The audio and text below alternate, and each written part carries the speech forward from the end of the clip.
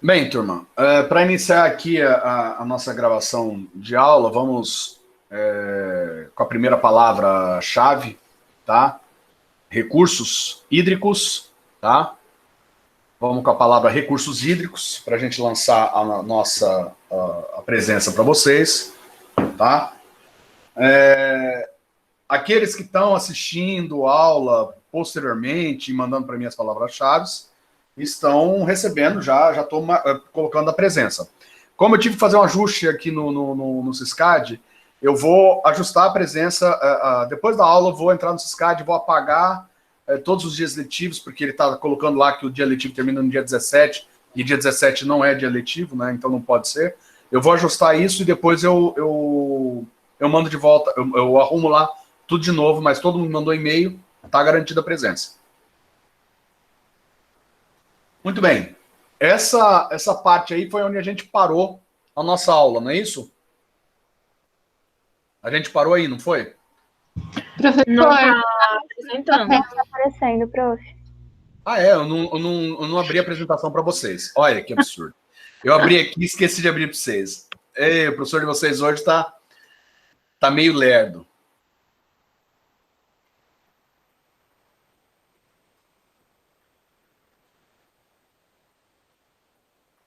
Vê se vocês receberam agora. Agora sim. Então tá bom. Ótimo. Então, turma, foi aí que a gente parou a aula passada, quando a gente fala dos instrumentos da Política Nacional de Recursos Hídricos, correto? Né? A gente terminou falando sobre que os instrumentos são os planos de recursos, enquadramento dos corpos d'água, outorga, cobrança e sistemas de informação sobre recursos hídricos. Então, esses são os nossos instrumentos. Então, agora eu vou fazer, na verdade, para a gente tentar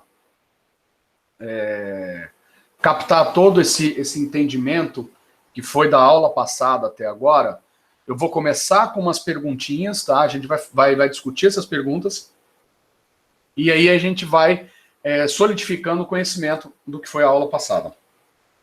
Tá? Muito bem. Comente a seguinte alternativa: o planeta está secando. Isso aqui, turma, é o seguinte, lá no Drive de vocês, eu deixei muito material lá para vocês, tá? Tem muito material para ler. E eu sei que toda vez que a gente passa essa quantidade de material, você já entra em pane, começam a tremer. Eu não vou ler tudo isso, não tem tempo. O professor passa 20 livros, outro mais vem, daqui a pouco eu tenho uma biblioteca para ler. Mas eu tenho ali alguns materiais, então assim, a gente vai discutir esses exercícios, mas eu recomendo que vocês deem uma lida depois, tá? Para fixar melhor ainda a disciplina, tá? Para vocês não ficarem voando. Mas eu queria que vocês tentassem me dizer assim, quando a gente fala o planeta está secando, o que vem à cabeça para vocês?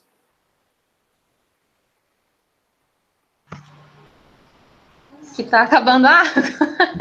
Que está acabando a água. Mas aí vem aquela coisa. Bem, o senhor começou a aula com a gente dizendo que a mesma quantidade de água que tinha na época dos dinossauros é a mesma quantidade de água que existe hoje. Então me explica agora, Lawane, como é que a água está acabando se a água que tinha é a mesma? Ou seja, para onde eu estou jogando essa água, né? Porque se ela não saiu de dentro da Terra, vamos por assim dizer, né, do globo terrestre, o que está acontecendo com essa água? Ela está desmaterializando aqui, indo para outro lugar? Bom, quando eu li, a primeira coisa que veio na minha cabeça é que eu acho que a água, não sei, a água potável, a água que a gente pode utilizar, estaria acabando. Eu acho que as águas estão poluindo, né?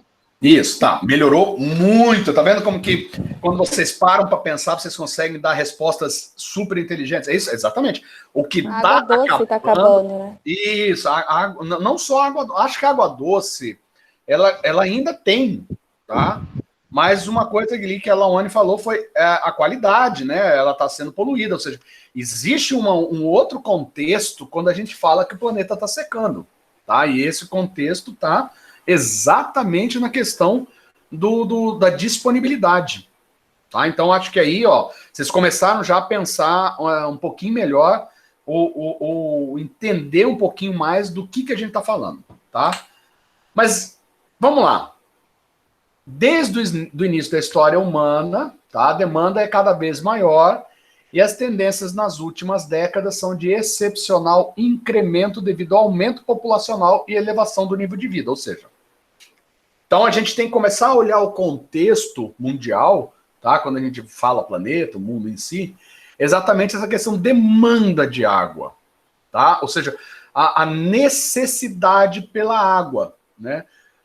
O que cada grupo populacional está aumentando e esses grupos populacionais que estão aumentando estão precisando de mais água. Então a gente tem que começar a olhar por esse contexto. E aí eu fui atrás de informações mais recentes, tá? Essa pergunta aqui, ela está bem atualizada, ok? Então, na sequência, eu vou mostrar alguns dados que é bom para vocês começarem a enxergar um pouco da nossa realidade hídrica, tá? A estimativa de necessidade mínima de água por pessoa, tá? É de 2.000 metros cúbicos ano. E quando ele fala de 2.000 metros cúbicos ano, tá? A gente tá falando aí da quantidade de água, tanto para saciar a nossa sede, manter a nossa hidratação, a nossa vida, né, por assim dizer, porque a gente não vive sem água, como também para outras coisas, como lavar roupa, lavar carro, gerar indústria, né? Então, essa aí é o rateio de água, são 2.000 metros cúbicos habitante ano. E vocês veem, 2.000 metros cúbicos é uma piscina de 20 metros por 100 metros por 1 metro de profundidade. Vocês já pararam para pensar que esse daí é o tamanho do tanque d'água que vocês gastam por ano? É um número bem assustador em priori. Só que a gente tem vários países já, tá? E que essa disponibilidade não passa de 500 metros cúbicos habitante ano, tá? E aí, 500 metros cúbicos habitante ano, vamos dizer, uma caixa d'água de uma casa tem 1.000 litros ou 1 metro cúbico, tá? Então seriam 500 caixas d'água ano. Você vê que a gente consome água, né? Aí você fala, professor, tem alguma coisa errada nessa conta, porque eu não consumo isso, né? Porque, na verdade, eu consumo 2.000 caixas d'água por ano e eu acho que eu vivo com 500. Ó, esse número de 500 metros cúbicos habitante ano, se for só para a manutenção da nossa vida, tá? Para nós bebermos, sobra. Beber e tomar banho, sobra. Beber, tomar banho e produzir o nosso alimento. Epa, aí o negócio começou. Lembra lá no começo da aula? Quanto que a gente gasta de água para 1 quilo de carne? Quanto que a gente gasta? A gente gasta para cada quilo de carne, a gente gasta 1 metro cúbico, mais ou menos, de água. Se a gente comer 300... Vamos fazer umas continhas rápidas, tá? Eu sigo muito bem a minha nutricionista e eu como 200 gramas de carne por dia, tá? 365 dias, dá 73 quilos de carne, vezes 1.000. Não, dá 73 quilos de carne, são 73 metros cúbicos. Ou seja, só da carne eu consumi 73 metros cúbicos. Só para comer carne. Eu não estou contando o arroz, eu não estou contando o feijão, eu não estou contando a salada, eu não estou contando a gasolina que foi colocada no meu carro, eu não estou contando a energia elétrica. Vocês entenderam aí quando a gente fala dessa estimativa de água, tá, turma? Não é só a estimativa do que a gente bebe, mas para a nossa vida, tá? Então a gente pega para rodar o mundo e divide pelo número de habitantes. Então a conta é 2.000 metros cúbicos habitante, esse seria o rácio ideal, mas tem país que não tem disponível 500 metros cúbicos. Então vamos lá. De 500 metros cúbicos, imagina, de 500 metros cúbicos, eu sozinho já torro aí 73 metros cúbicos só para pôr carne na minha casa. Tá? Então, ó, isso aí, tô falando que você tá comendo pouco, tá? Você não é aquele cara que vai no churrasco e torra de comer carne até passar mal. E se toma cerveja, então, você já viu, né? Vocês já cortaram aí uma boa quantidade dos metros cúbicos que vocês podiam ter. Ok? A estimativa atual da população mundial, ou seja, hoje temos uma estimativa na casa dos 7,7 bilhões de habitantes. E a previsão para 2050 é de 9,7 bilhões. Um crescimento de aproximadamente 1,5 bilhão a cada 20 anos. Essa está sendo mais ou menos a taxa de crescimento há alguns acho que há uns 60 para 80 anos, tá? Ele vem mais ou menos nessa toada. Diga, Marcos, deixa eu ler aqui. Como assim, se o país faz importação, tá na conta? Na verdade, essa conta que eu falei para vocês, tá? A conta que eu coloquei ali no início da pergunta, é mais ou menos o seguinte: quando eu falo que é tantos litros por tantos metros cúbicos por habitante, eu pego assim, vamos lá, eu tenho 7,7 bilhões de habitantes. Os 7,7 bilhões de habitantes precisaria mais ou menos de tanto de alimento, ou produz tanto, ou seja, eu tenho uma produção X, né, de alimentos. Então, essa produção X de alimentos consumiu tanto de água. Então, eu pego tudo aquilo e vejo o consumo e rateio pelos 7,7 bilhões. Aí dá aquela conta de 2 mil metros cúbicos ano. Tá? Se importa ou não importa, aí quando eu falo assim, o país que tem disponível só 500 metros cúbicos ano, com certeza ele está tendo, se ele tem condições, ele importa para poder passar para a sua população, ou infelizmente a população não tem água mesmo.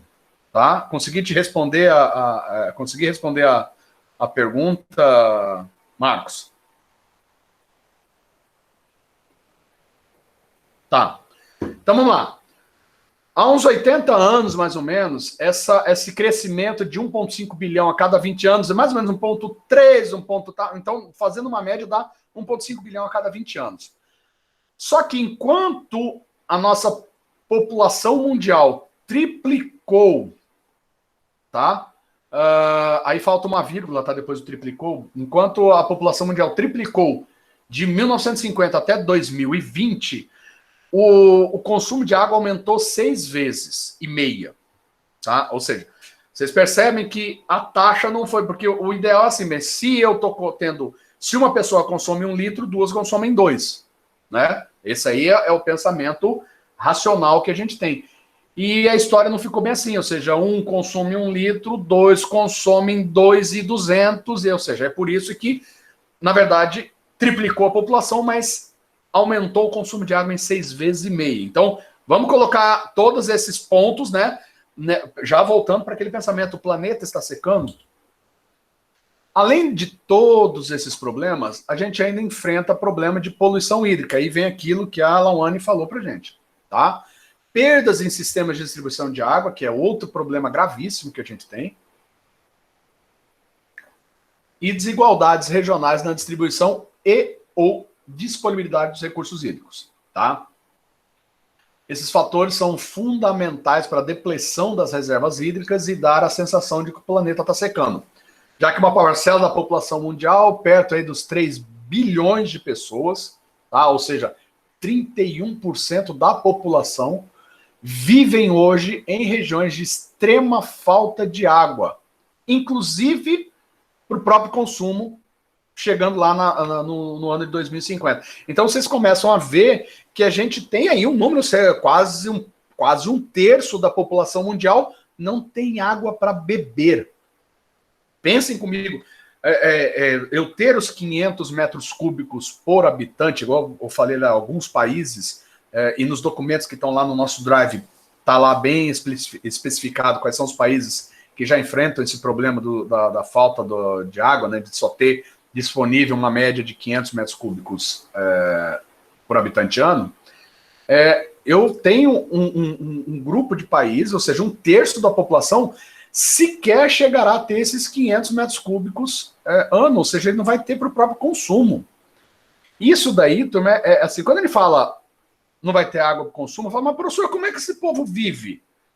Estamos falando de água potável. De novo, aquilo, acho que a Lawane pontuou isso muito bem, né? Quando ele fala que o planeta está secando, e que ela deu aquele primeiro pensamento dela, água potável, turma.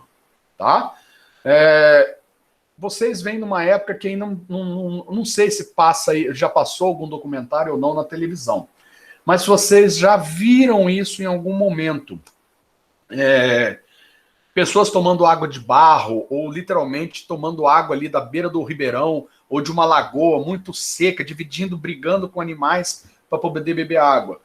Isso existe, tá, turma? Infelizmente existiu muito mais forte há algumas décadas atrás no Nordeste brasileiro, ainda existe em algumas regiões do Nordeste brasileiro, mas em várias outras regiões no mundo isso aí é um normal, que eu digo normal do que está acontecendo, mas não normal que deveríamos aceitar, tá? É outro questionamento.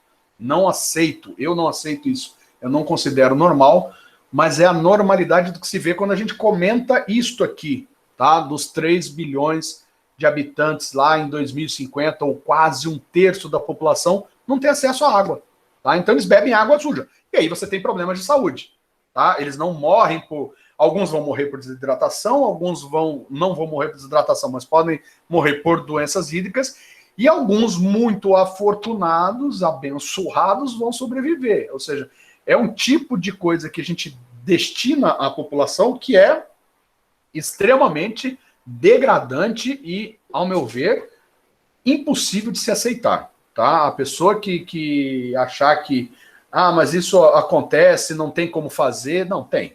Tá? Tem como mudar, é uma realidade que ela não é uma realidade que está aí para ser aceita. É uma realidade que está aí para ser modificada. E aí é o papel de vocês também. Continuando aí o texto para a gente continuar entendendo essa afirmativa, o planeta está secando. Não, já acabou. Então, queria que vocês,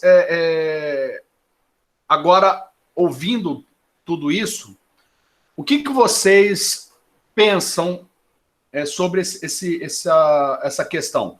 Quando falarem para vocês o planeta está secando, quais são os pontos que devem ser importantes para vocês visualizarem ou analisarem? Não, turma, vamos falando, não tem problema não. Aqui é o momento de falar, tá? Professor, repete a pergunta. Tá, repetir a pergunta. Eu queria que vocês agora... Bem, eu já disse tudo, né? Eu disse aqui quais são os problemas que a gente tem com relação à água, né? Aqui, nesse fator, por sinal... deixa eu ver aonde que eu falo aqui. Aqui, problemas de perda de sistema de distribuição de água. Turma, só para vocês terem uma ideia, quando eu falo em perda de sistema de distribuição de água, a média do Brasil é de perto dos 40% de perda de água. Tá? Ou seja, eu produzo água potável e jogo 40% no lixo. Tá? Quando eu falo lixo, infiltra no solo, em alguns casos, volta para os rios ou acabam abastecendo lençóis freáticos ou reservatórios subterrâneos, mas eu estou gastando um dinheiro, né, com a população que não existe. Então, eu queria que vocês falassem aqui. Então, quais são os pontos, né, que vocês têm que pensar, ou que vocês têm que lembrar, quando alguém chegar para vocês assim, por acaso o planeta está secando, o que vocês têm que falar? O que está acabando é a água em quantidade e qualidade adequada para cada pessoa. Ótimo. Então, isso tem solução ou não? Agora eu quero cobrar de vocês, engenheiros. Tem ou não tem?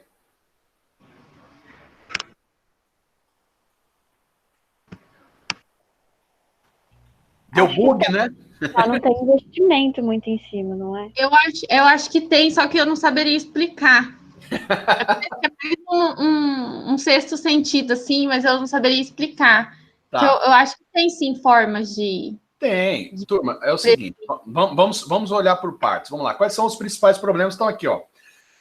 Primeiro problema, vamos voltar um pouquinho antes. O problema aqui, o crescimento aumentou, mas a gente também aumentou o consumo. Então, a primeira coisa é uma política de redução do consumo. Quando eu digo política de redução do consumo, é aquelas políticas que a gente pode começar nas escolas, lá quando a criança ainda é pequena. Exemplo, vocês hoje entram no carro sem pôr o cinto de segurança? Não.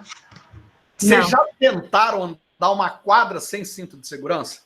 O que acontece quando vocês esquecem, por algum momento, dá o quê? Dá um paura em vocês ficam com aquele negócio.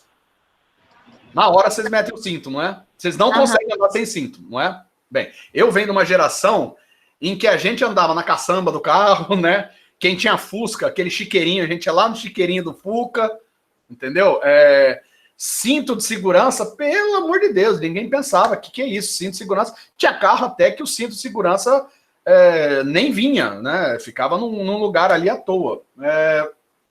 Mas a política educacional, que foi muito boa nisso, isso aí eu digo que é o maior e o melhor exemplo do uso da política educacional em todas as escolas públicas e privadas no Brasil, durante uma década, né? Foi na década de 80 para a década de 90, massificando nos jovens que estavam nas escolas, naquela idade tênue, quando é pequenininho.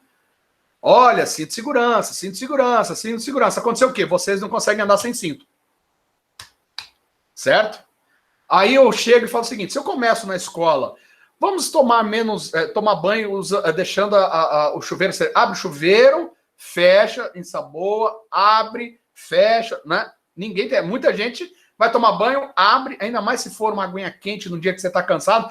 Aí sim, né? Que você fica debaixo lá e olhando, né? E deixa a água escorrer, que delícia.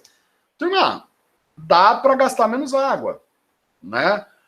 Exemplo, algumas práticas eu tinha durante um tempo eu fiz isso, aí quando eu acabei me mudando para cá, quebrou o meu reservatório e eu, vou ser bem sincero, perdi. Até agora não sentei para refazer outro. Eu tinha um reservatório que eu pegava a água de lavar roupa, juntava, e depois eu usava para lavar o quintal. Ou seja, eu reutilizava uma água, eu diminuía o consumo de água para poder limpar minha casa. Tá? Então, esse tipo de processo educacional vai ajudar a gente a diminuir o nosso consumo. Já vai ajudar e aumentar, né, aquela quantidade de água necessária para o consumo humano. Tá? Então, primeiro ponto. Segundo, políticas de controle de perdas em sistemas de distribuição de água. É outra coisa que a gente tem que começar. Uma política de cultura do evitar o poluir meus recursos hídricos e, ao mesmo tempo, investir na despoluição de vários corpos hídricos. Tá? E a questão da desigualdade regional na distribuição e disponibilidade de recursos hídricos, aí a gente tem transposições, a gente tem uma política habitacional. Olha, em vez de você ficar morando lá, vamos morar para cá, ou vamos fazer mais poços artesianos para que vocês não fiquem sem... Ou seja, tentar fazer de alguma forma políticas, né? E aí são políticas públicas de disponibilidade hídrica. Ou seja, é possível, não é tão utópico assim. É claro que a gente precisa de governos, governantes e políticos, né? Infelizmente, é a palavra que a gente não gosta muito de falar, porque não mudou muito nos últimos anos, mas a gente precisa exatamente fomentar isso. Então, há solução. Não é tão difícil, concordam comigo? Não é tão difícil soluções do planeta. Eles são complexos, mas não são difíceis. Concordam comigo? Tá. Vamos para o segundo exercício. Isso aqui é o seguinte, isso aqui foi uma questão, tá? Numa prova de hidrologia do concurso da Agência Nacional de Águas de 2002. Em uma bacia hidrográfica, o uso não consultivo da água é realizado por... E aí eu tenho as 5 alternativas. Uma delas é a correta. Primeiro, o que é uso não consultivo? Vamos ver se vocês leram a aula ou prestaram atenção na aula. O que é um uso não consultivo? É um uso que altera pouco a quantidade de água, mas pode alterar a qualidade. Isso! Tô vendo que teve gente que estudou, gostei, já tô feliz. Desses aqui agora quero ver se acerta, hein, Letícia? Você acertou o conceito, agora quero ver se acerta. Qual desses aqui seriam totalmente uso não consultivo? Vocês têm uma aposta aí? Podem apostar, turma. Não fere em nada, não. Navegação fluvial, irrigação e pesca. Recreação, dessedentação dos animais, geração de energia. Abastecimento urbano, irrigação e recreação. Navegação fluvial, geração de energia e pesca. Abastecimento industrial, controle de cheia e preservação. Qual deles vocês votariam como a alternativa vencedora? Eu D. acho. Não, D, não sei. D. Eu acho. Boa! Que bom, ó. Eu tô gostando de vocês. Isso já é um ponto extremamente positivo. Tô gostando dessa turma. Professor, mas Diga. irrigação também eu uso. Não, não é, né? Para mim, que irrigação também era um uso não consultivo. Não, mas aí que tá. Qual o problema que eu posso ter na irrigação? A irrigação, ela tá quase mais para uso múltiplo do que para uso consultivo, não consultivo. Tá? Para uso não consultivo. Eu vou te explicar. A irrigação pode ser feita da seguinte maneira. Um exemplo que tem de irrigação, que eu chamo de... que é não consultivo. Na região de Miranda, há um tempo atrás, tinha fazendas de arroz lá, então é arroz irrigado. O que fazia? Desviava uma parcela da água do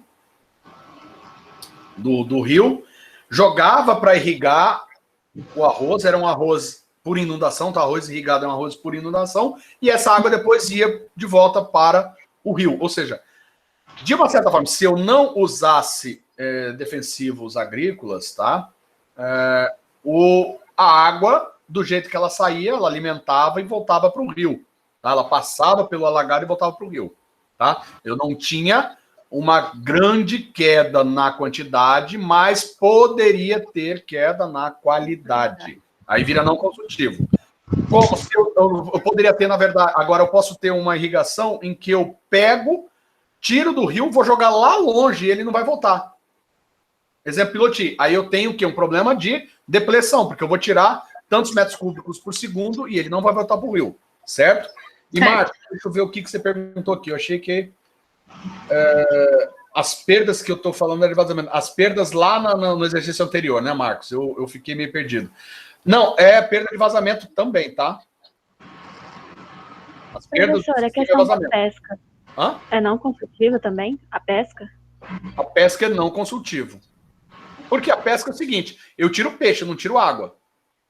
Certo? Só que durante o processo de tirar peixe, eu posso matar alguma quantidade de peixes, eu vou estar jogando isso dentro da água e trazendo um problema de qualidade.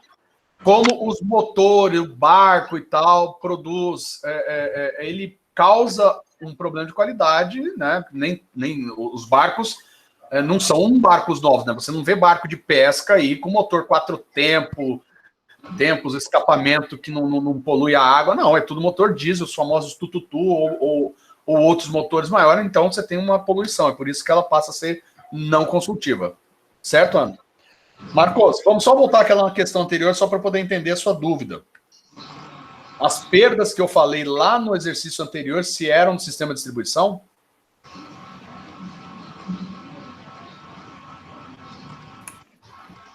É isso, quando você estava explicando da onde vinham as perdas, começou a falar de, em vez de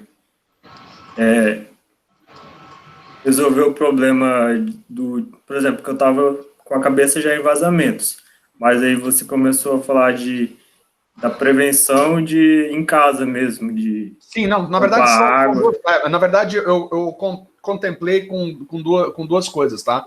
É a educação na escola para diminuir o consumo, tá? Isso é uma coisa, diminuir o consumo. E as perdas, aí sim é público, mas a gente tem também o nosso cuidado.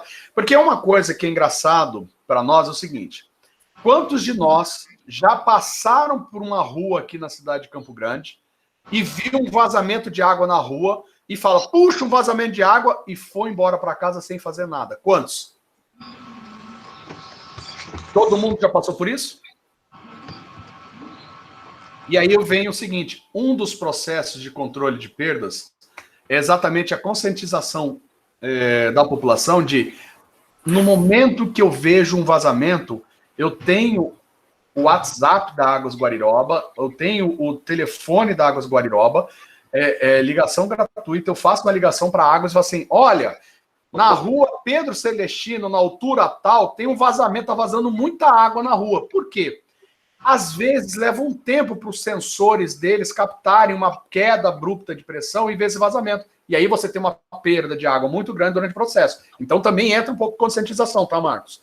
Porque é a conscientização nossa de fazer a nossa parte. Mas as perdas de sistema de abastecimento também estão nessas contas. E aí, quando eu falo de uma política, é uma política para que as empresas de saneamento e o governo trabalhem incessantemente para cada vez mais reduzirem as taxas de perdas. Ou seja, eu vou dar concessão de águas para a empresa X ser a concessionária de águas na região Y. Beleza. Para você ganhar, você vai ter que reduzir 2% na taxa de perdas na cidade durante os 20 anos de concessão. Entendeu?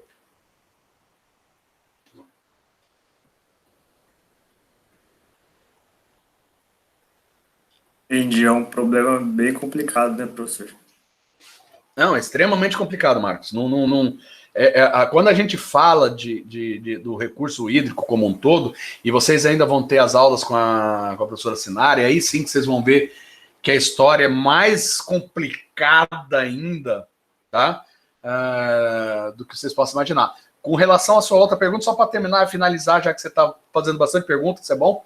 E o que acontece com a água que vocês não veem, né? O vazamento que vocês não veem? Olha, tem N coisas. Essa é uma área de pesquisa da hidráulica muito grande, tá? Em que a gente trabalha com modelos matemáticos, modelos ligados, modelos de evolutivos, redes neurais, modelos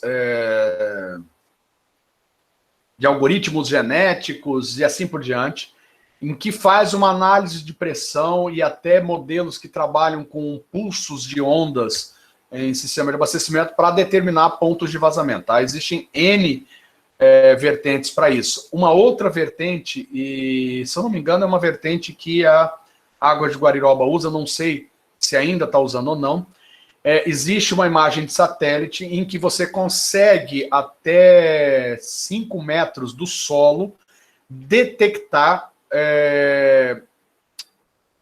um espectro de luz que é o espectro de luz da água com cloro.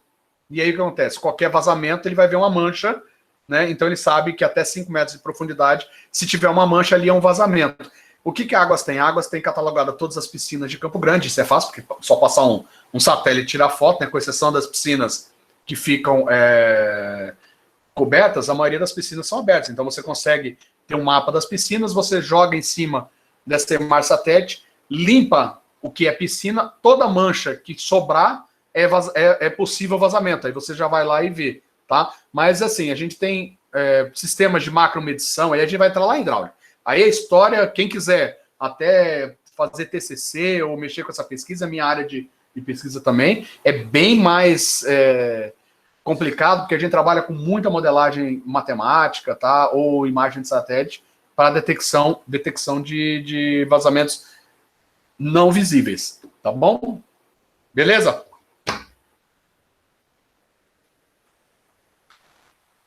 Então vai.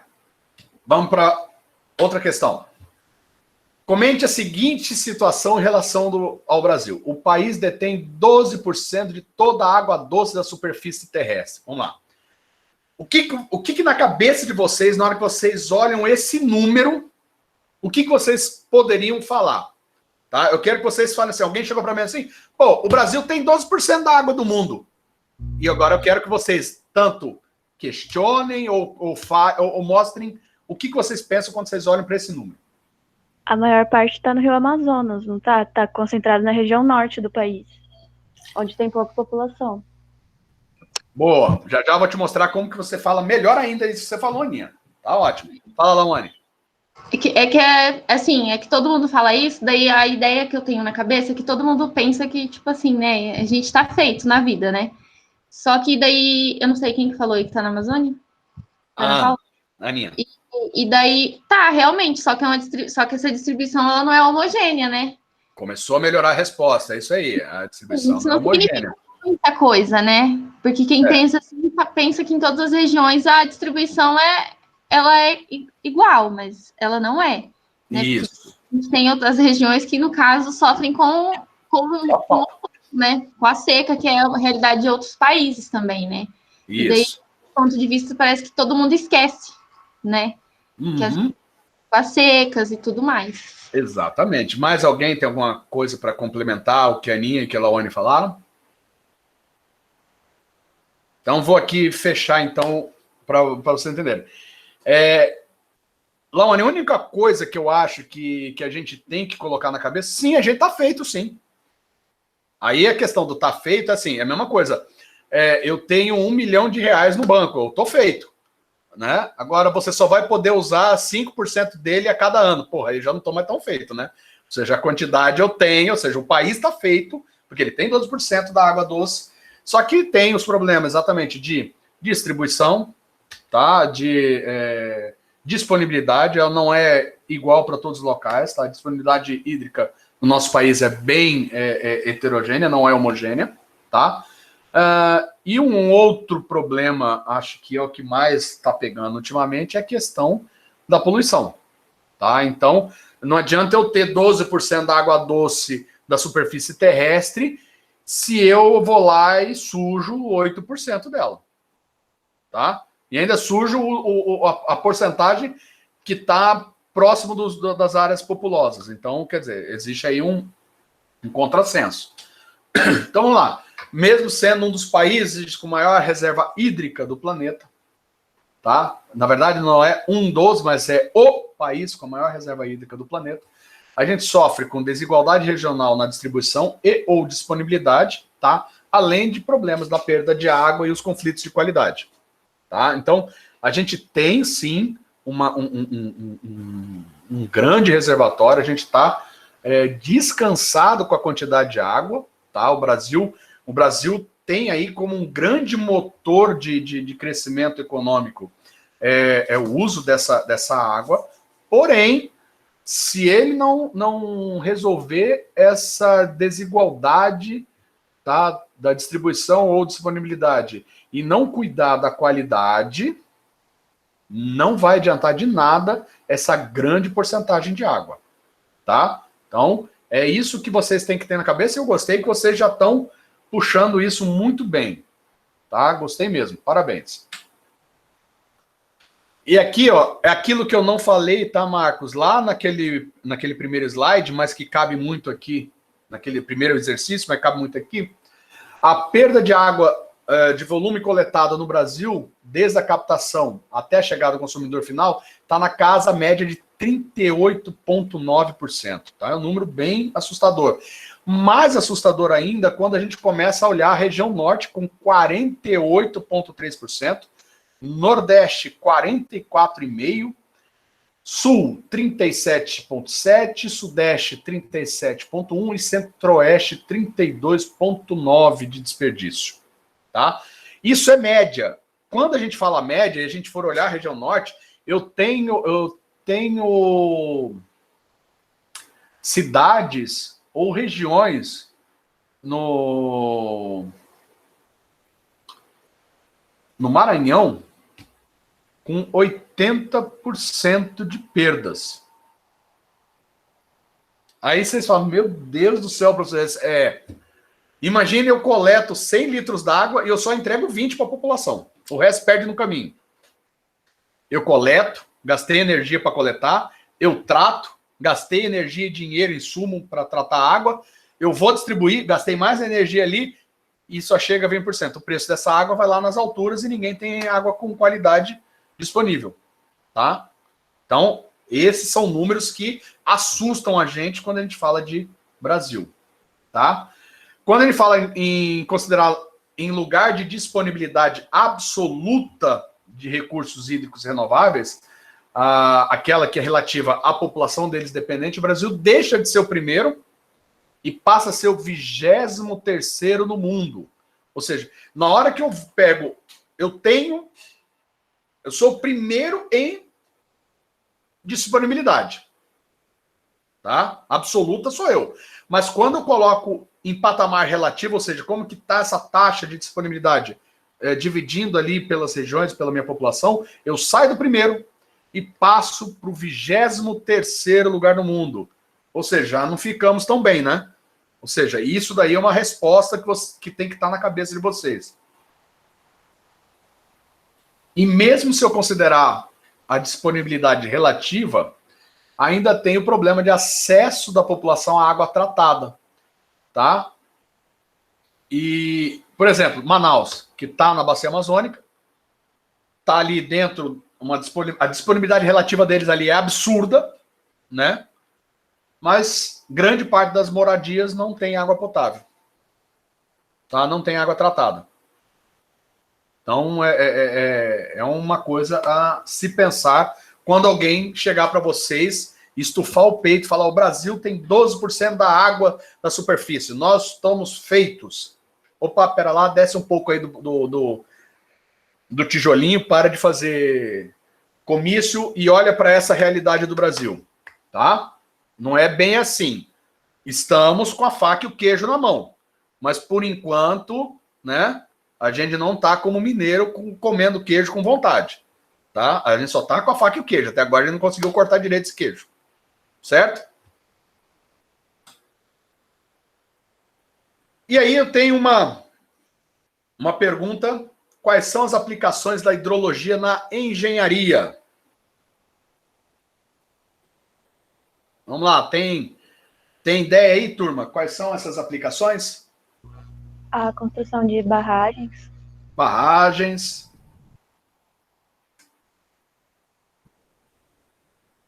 Só isso, a hidrologia só serve para barragem?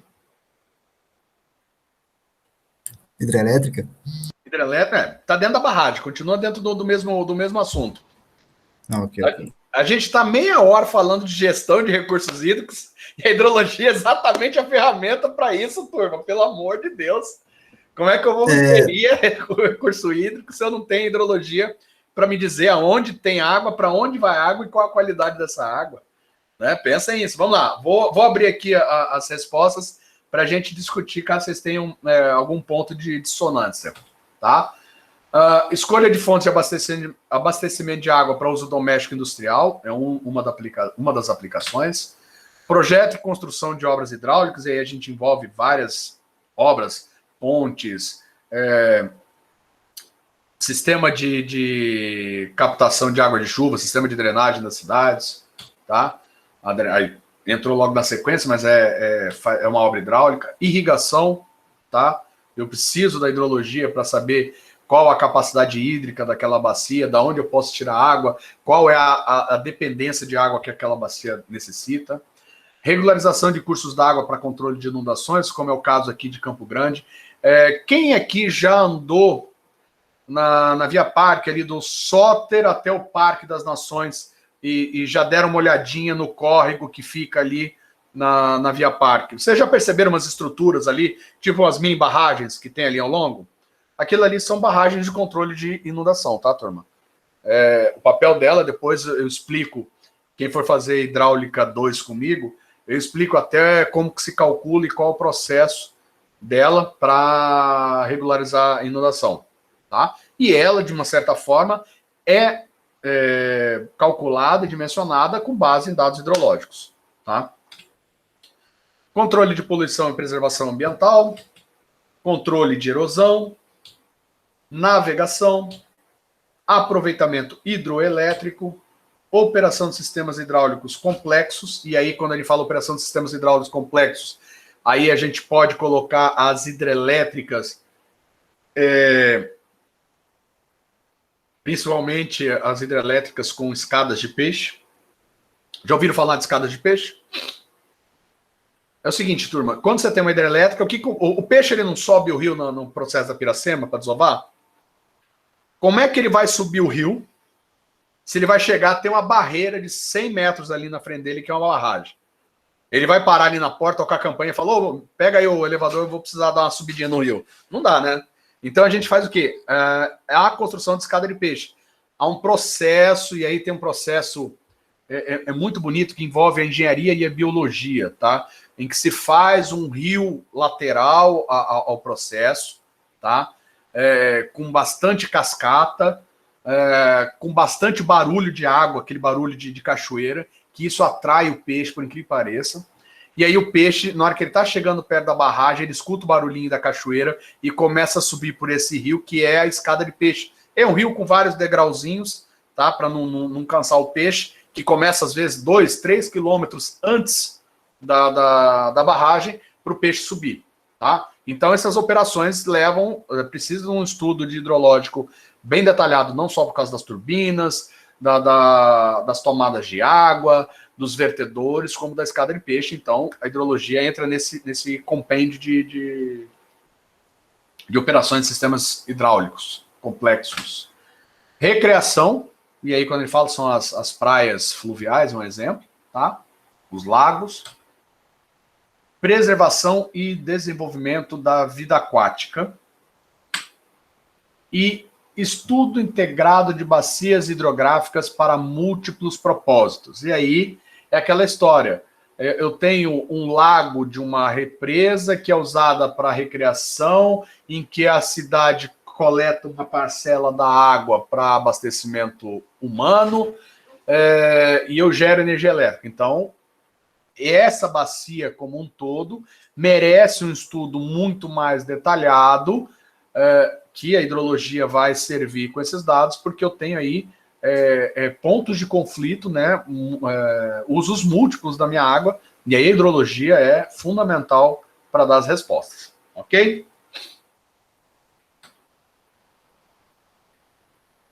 Esse daqui eu quero ver, vamos tentar responder elas juntos.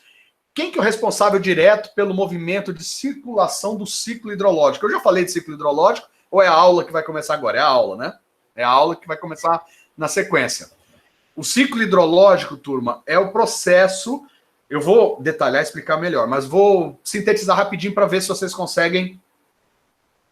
Essa aí, na verdade, esse exercício tinha que entrar lá na aula que vem, mas a gente já põe aqui para a gente discutir na próxima aula. O ciclo hidrológico é um processo em que eu tenho a precipitação, a água escorre, evapora e volta para a nuvem, tá? Esse é o ciclo hidrológico. Então, quem seria o responsável por esse movimento de circulação do ciclo hidrológico?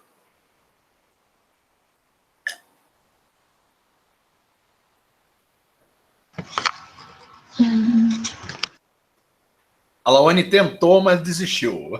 Mais alguém? É evapotranspiração? Na verdade, ela é o processo, mas não é o responsável. É um dos processos, mas não é o responsável.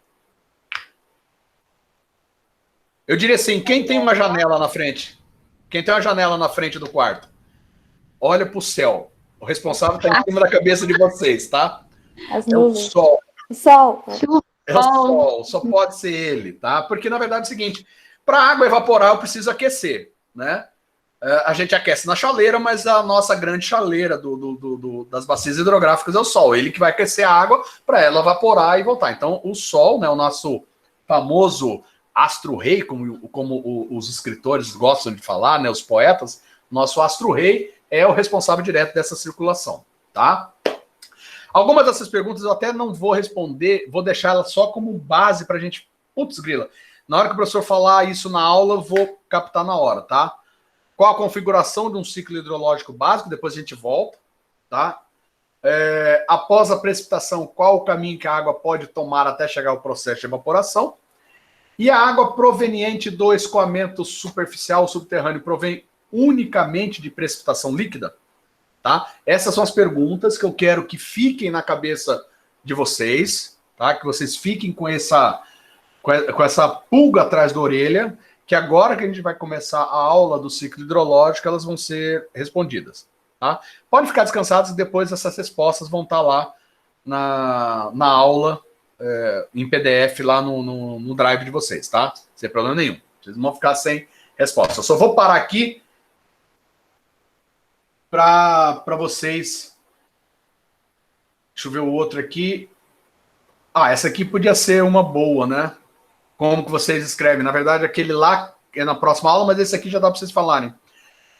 O que a gente, como que vocês descreveriam a hidrologia? Então a gente tem um simplesão, né? Hidrologia é ciência aplicada que estuda a água na Terra e procura responder a pergunta sobre o que ocorre com a água da chuva uma vez que ela atinge a superfície. Tá? Então essa é uma do modo que você teria para descrever a hidrologia. É a ciência que estuda a água na Terra. Tá? Também pode ser definida como a ciência dedicada ao estudo das águas, sua ocorrência em determinados locais, sua circulação através do ciclo hidrológico, suas propriedades químicas e físicas e fenômenos interativos que ocorrem entre a água e o meio ambiente, como escoamento superficial, infiltração de água no solo, evaporação, dentre outros.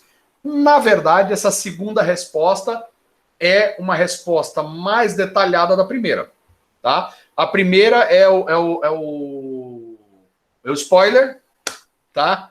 E a segunda é o completo, tá? Beleza? Certinho até agora, turma? Então vamos agora para a nossa segunda aula.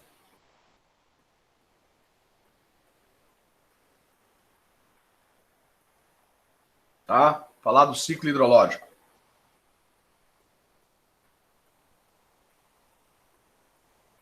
Deixa eu ver, são 2h30. A gente vai até as 4, né? Espera mais um pouquinho, eu dou mais uma palavra-chave. Vamos lá. O que é o ciclo hidrológico? Então, o ciclo hidrológico, turma, é um fenômeno global de circulação fechada da água entre a superfície terrestre e a atmosfera, tá? Impulsionados pela energia solar associada à gravidade e à rotação da Terra. É claro, quando ele fala gravidade e rotação da Terra, porque a gravidade faz com que a gota caia e a rotação da Terra é que faz com que as nuvens, que a gente tem o vento, né? Que há o empurrar das massas de nuvens entre os continentes, na verdade, dentro do planeta Terra, tá? E é o nosso conceito central de hidrologia, ok? Então aqui, ó, eu vou mostrar aqui, tem duas formas de precipitação, tá?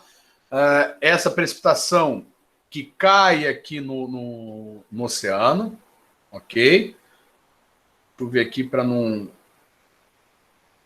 Só para eu poder ver onde que eu estou apresentando, que eu não sei isso. Aqui a gente tem a precipitação, certo? Cai no oceano, evapora e volta, tá? É uma parcela, tá? Só ver aqui, tá. É uma parcela dessa água, ela cai no oceano, evapora, volta e precipita, tá? Mas o que importa e que é de grande estudo para nós é essa interação maior aqui, depois eu vou falando, tá? Então eu tenho aqui uma precipitação em que há uma parte que percola, tá?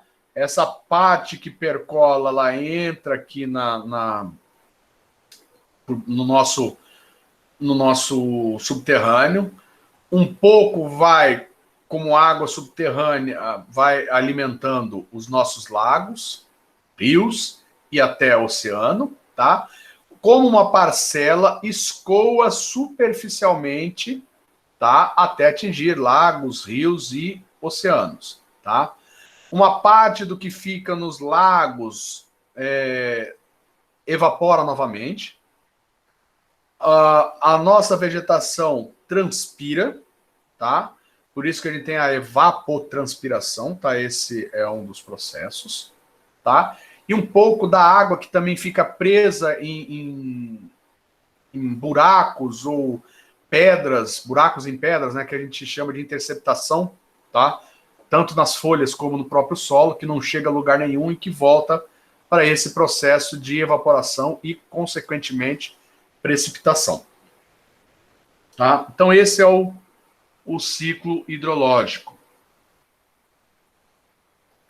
Então, é um processo natural de evaporação, condensação, precipitação, detenção e escoamento superficial, infiltração, percolação da água no solo e nos aquíferos, escoamentos fluviais e interação entre esses componentes, tá? Aqui uma outra figura, tá? Em que é muito legal, em que há o comentário, ó, precipitação líquida e sólida, tá? Neve é precipitação sólida, em que uma parte escoa, outra fica presa no próprio solo, outra percola no solo, às vezes não atinge o escoamento subterrâneo, ele só alimenta aquela vegetação que está ali no local, como pode também fazer todo o seu processo de percolação, ter um caminho preferencial de escoamento subterrâneo ou subsuperficial, voltar aos rios ou ao oceano, tá? E eu tenho a evapotranspiração das plantas, a evaporação dos mares, rios e lagos, e que após a condensação volta-se a precipitar, ok? Pergunta rápida: ciclo hidrológico é um ciclo aberto ou fechado? Fechado. Fechado. Mais alguém vota só no fechado?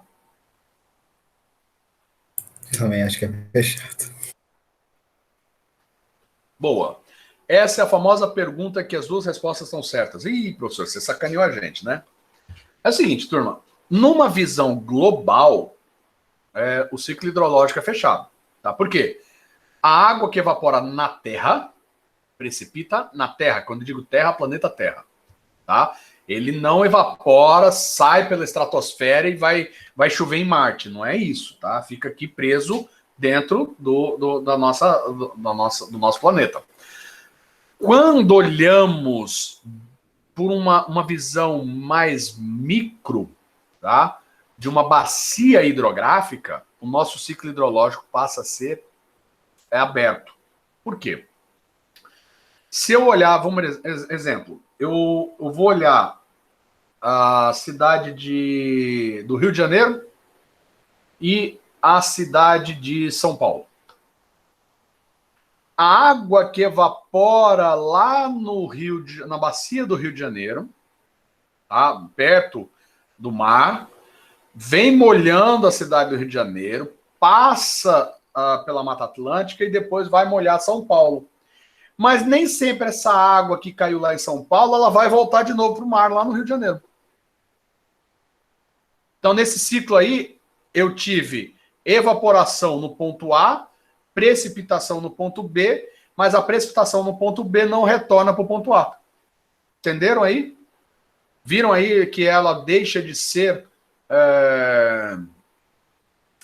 fechada para se tornar aberta? Tá? Então, isso daí é uma das questões que a gente coloca. Quando alguém perguntar para vocês, o ciclo hidrológico é um ciclo aberto ou fechado? Aí vocês muito inteligentemente falam, depende. Depende de se você quer uma visão global ou micro. Aí você quebra o cabra, né? E vocês vão ter a resposta na ponta da língua. Tá? Então tá aí a resposta: ciclo hidrológico fechado. Quando a gente tem uma escala global, e em escalas regionais podem existir alguns subciclos. A água precipitada que está escoando num rio pode evaporar, condensar novamente e precipitar até na própria bacia antes de retornar ao oceano. Ou seja, eu tenho um subciclo hidrológico ou até essa água jamais chegar ao oceano. Tá? A água sofre desculpa, turma, alterações de qualidade no ciclo hidrológico, tá? E perdendo sais durante o processo de evaporação da água do mar. E, é claro, dissolvendo sais do solo após a sua precipitação e durante o escoamento. Isso é uma coisa, né? Todo mundo se pergunta da onde vem o sal que está na água do mar, né? Quem foi o sacana que derrubou o saco de sal no oceano, né? Por que só o oceano é salgado? Turma, toda vez que há precipitação, ela vai escoar por cima do solo. Vai penetrar e vai ter uma interação. A água na química é o diluente universal, então ela vai varrer os sais minerais contidos naquele solo, tá? E vai depositar, já que o ponto final de de toda a água que escorre no continente é o oceano. Então, por milênios e milênios esse processo acontecendo, o oceano foi ficando salgado ao longo desse período, tá? Um exemplo que a gente tem muito aqui no Pantanal são as águas salobras do Pantanal. Por quê? Como é uma área muito baixa, de baixa declividade, a água fica por um período muito grande no mesmo local. Então, a lixiviação que ocorre ali no meu solo, a retirada dos sais minerais que ocorre ali no meu solo, ficam ali. Elas não chegam, não têm às vezes força suficiente para continuar o seu trajeto e chegar até o oceano. É por isso que a gente tem regiões de lagoas salobras ou de rios salobras, ou seja, de leve teor de sal no nosso Pantanal. Certo? Então, essa é uma das questões que está aí dentro do nosso ciclo hidrológico, tá? E esse processo da precipitação. O ciclo hidrológico movimenta um volume de água de cerca de 577 mil quilômetros cúbicos ano, tá? Ou seja, essa quantia atinge os oceanos e continentes em forma de precipitação e retorna à atmosfera em forma de evaporação. Ou seja, 577 mil quilômetros cúbicos ficam girando por ano no nosso oceano, no nosso planeta, tá? Então, essa é a estimativa dos fluxos de águas anuais, tá? É um dado aí, tá no livro que foi escrito por Walter Show, 98, e que está disponível naquele livro que eu falei para vocês de Hidrologia para Engenharia e Ciências Ambientais, do Walter Colichon e Fernando Dornelles, lá de 2015. Então, ó, precipitação. Cai 458 mil quilômetros cúbicos ano de chuva nos oceanos. E 119 mil quilômetros cúbicos... 119 mil quilômetros cúbicos de precipitação nos continentes. E evapora 505 mil quilômetros cúbicos de água nos oceanos, e nos continentes evapora só 72 mil quilômetros cúbicos por ano. Tá? O fluxo dos continentes para o oceano via escoamento superficial, ele devolve 44.700 quilômetros cúbicos ano, e via subterrâneo 2.200 quilômetros cúbicos ano. Tá? Com base nesses valores, ou seja, se a gente pegar esses valores, a gente calcula o tempo de residência média de água nos rios, ou seja, quanto tempo leva para essa chuva que cai no meu rio chegar até o meu oceano, ou seja, a gota precipitada no rio leva quanto tempo para chegar no oceano? O que a gente faz? A gente pega o volume de água no subsistema e divide pelo fluxo médio através do subsistema. Então, se a gente dividir 2,12 mil quilômetros cúbicos por 44,7 mil quilômetros cúbicos de água por ano, a gente tem uma resposta de 0,047 anos ou 17 dias. Então, aproximadamente, a água que cai nos rios levam 17 dias. Aí, quando ele fala nos rios, é no ponto mais longínquo do oceano, leva 17 dias para aquela gota chegar no oceano. Tá? Então, em termos médios globais, a água dos rios leva 17 dias para atingir os oceanos. Tá? A outra interpretação que a gente tem desse número, em média, é que a cada 17 dias o volume de água estocado nos rios é renovado completamente. Olha que coisa legal.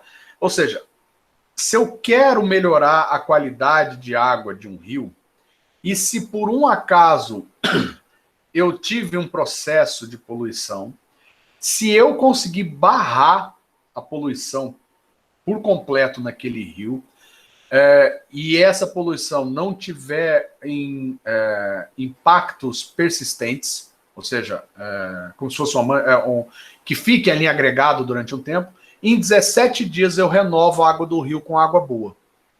Olha, isso é uma coisa boa, né? A gente vê que há um período aí de recuperação até relativamente rápido, né?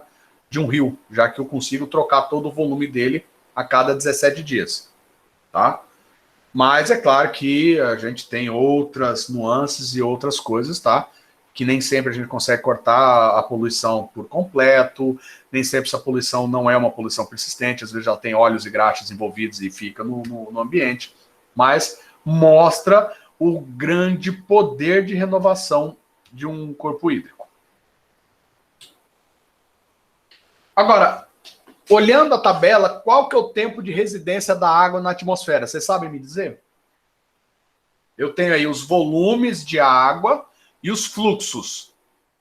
Qual que é o tempo de residência das águas na atmosfera?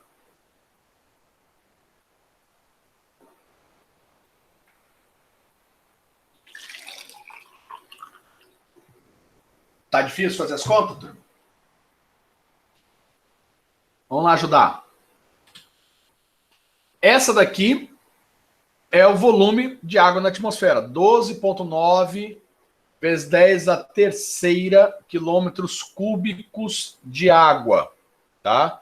Ou 12.900, não, 1.290.000 quilômetros cúbicos de água. Esse é o volume da atmosfera. E qual é o fluxo que eu tenho?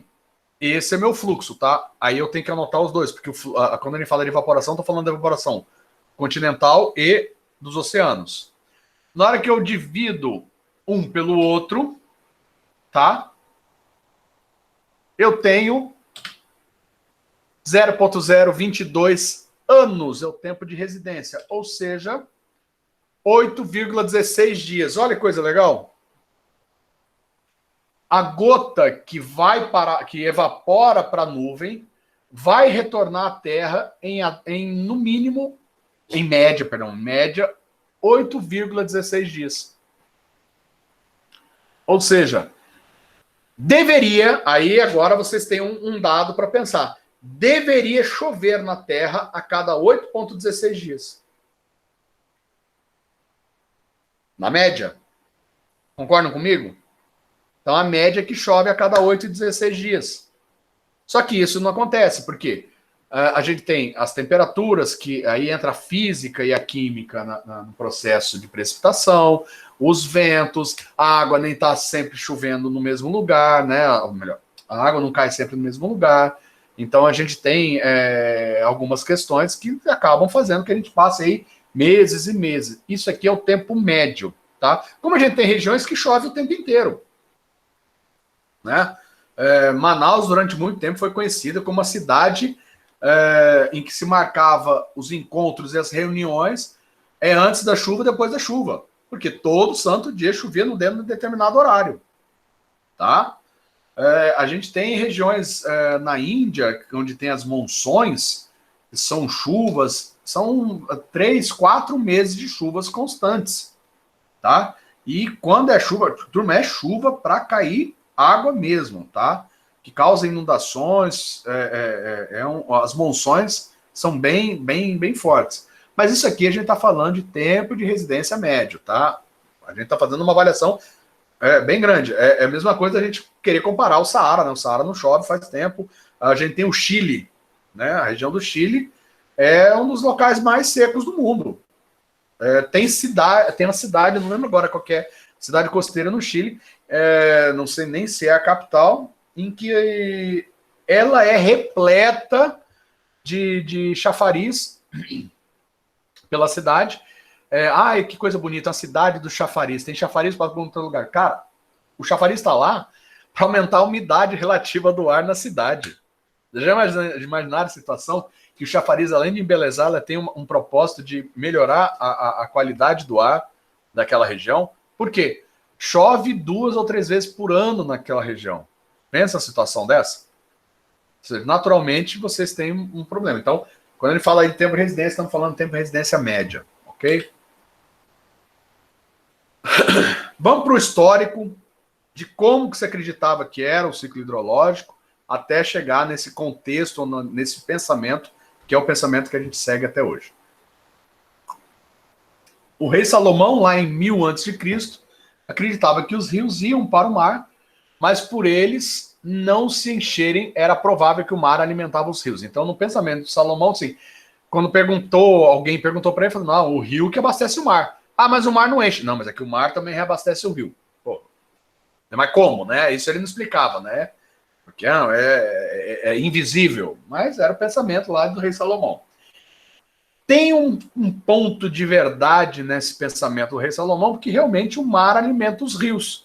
Porque é do mar, que é uma parcela, é claro, em alguns rios, também nem todos, mas há evaporação, né? E ela cai nos rios. Então, de uma certa forma, o mar alimenta o rio. Então, um comecinho desse pensamento do ciclo hidrológico já tinha lá, né, em 1000 anos antes de Cristo. Para os gregos, quando a gente fala em 500 antes de Cristo, os rios eram alimentados pelo mar que vinha das profundezas da terra. Aí deve estar um pouco aí do sistema teológico grego, né, que acreditava em 1 milhão de deuses, Poseidon e companhia limitada, certo? As profundezas da terra que jorravam a água, que alimentavam os rios, ou seja, o mar injetava pelas profundezas água para dentro dos rios. Era o pensamento dos gregos. É mais ao contrário do que isso, ou seja, os rios alimentam os mares, mas não por profundeza, mas sim por escoamento subterrâneo, subsuperficial. Tá? Essas duas ideias, tanto do rei Salomão quanto a ideia do pensamento científico grego, foram continuados até o século XVI, tá? Inclusive na época dos romanos, e que foram conhecidíssimos por terem obras e obras hidráulicas, eles ainda assim acreditavam muito no que o pensamento do rei Salomão e dos gregos traziam sobre, né, a luz do ciclo hidrológico. Mas ele ficou mais claro para nós lá no século XVII, XVIII, tá? Com o advento da ciência experimental e medições. Quando a gente começa a fazer ciência experimental, começa a medir, ou seja, começa a fazer experiência, começa a coletar dados de vazão, dados de precipitação, é que esse ciclo passa a ser um pouco mais entendível, tá? Porque até então era tudo no achismo, na visão holística, né? A gente tinha uma visão holística do que era, mas não era bem isso, tá? A gente simplesmente acreditava em algo. Muito bem. Na década de 30, a gente começa aí com a hidrologia quantitativa, tá? Com Sherman, lá em 1932, conceitos de hidrograma unitário, utilizado para escoamento superficial. Horton, em 1933, com a equação empírica para cálculo de infiltração, permitindo a determinação da precipitação efetiva. Tá? E Theiss, em 1935, com a teoria para a hidráulica de poços. Então, nessa década de 30 começa já equações, conceitos, e aí você começa a ter contas, né, dados físicos concretos para poder provar ou explicar o ciclo hidrológico. Na década de 50 é que começou a aplicação de computadores, tá, e dos modelos chuva-vazão, ou seja, fazer aquele conceito, o quanto que chove, quanto disso vai para o rio, ou seja, começa a fazer essa interpretação ou essa correlação entre o que chove e o que corre nos rios, tá? Lá na década de 50. Quando ele fala década de 50, não imaginem que são computadores, tá? Como esses que vocês estão utilizando aí para a gente ter a nossa aula. São coisas gigantescas, tá? Eu diria que os computadores da década de 50 são menos potentes do que essa criança aqui, tá? Ou seja, essa criança aqui era mais potente de que qualquer computador na década de 50. Tanto é que essa calculadora foi primordial para a viagem à Lua, tá? Na verdade, não essa, mas o modelo 49, porque na época até era uma calculadora extremamente cara, seus circuitos eram feitos em ouro, a grande maioria deles, exatamente para poder ser utilizado em ambientes hostis, porque ela tinha um poder de computacional, vamos assim dizer, muito idêntico ao que estava levando eles dentro da espaçonave, só para vocês terem uma ideia. Mas eram coisas gigantescas, tá? E usavam-se cartões perfurados. Isso aí vocês têm que olhar um pouco da história, porque vocês nasceram literalmente com o smartphone na mão, então vocês já não sabem nem como funciona. Né? Na minha época, para eu falar com alguém, ou eu pedia, quando eu falo minha época, quando eu era criança, tá, turma? Não é minha época de ontem, não. Bem mais tempo. Para eu ligar para uma outra cidade, eu tinha que pedir para a telefonista completar a ligação, tá? Se eu estou falando lá com meus 5, 6 anos de idade. Para eu falar com alguém, escrever para alguém, não era no chat, tá? Eu tinha que escrever uma carta e no correio postar essa carta. Então, a gente está falando de um período bem anterior ao que vocês têm, tá? Mas, com toda essa evolução, desde a década de 50, a velocidade, né? Hoje, o que eu digo, esse outro brinquedo aqui, né? Hoje eu diria que ele tem um poder computacional quase de um computador pessoal nosso, no nosso notebook, né? Então, a gente já começa a ter aí um poder computacional para poder utilizar as equações ou melhorar ou complicar, né, detalhar mais as nossas equações muito grande. Mas alguns aspectos ainda estão obscuros dentro da hidrologia, tá? Qual o papel das florestas? Quando a gente fala isso, você fala, não, professor, como assim está obscuro? Eu já sei qual que é o papel das florestas. A gente sabe até um determinado ponto, mas a gente não sabe todo o ponto, tá? A gente tem a teoria dos rios voadores. Já ouviram falar dessa teoria? A teoria dos rios voadores?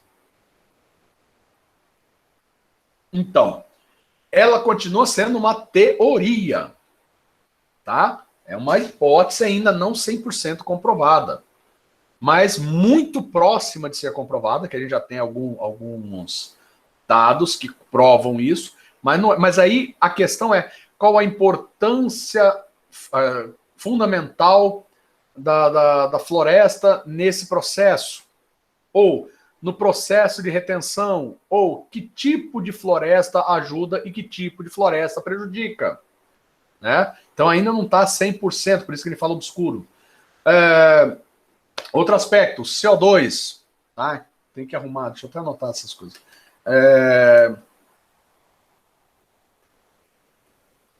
O CO2, qual o papel do CO2 nesse quesito?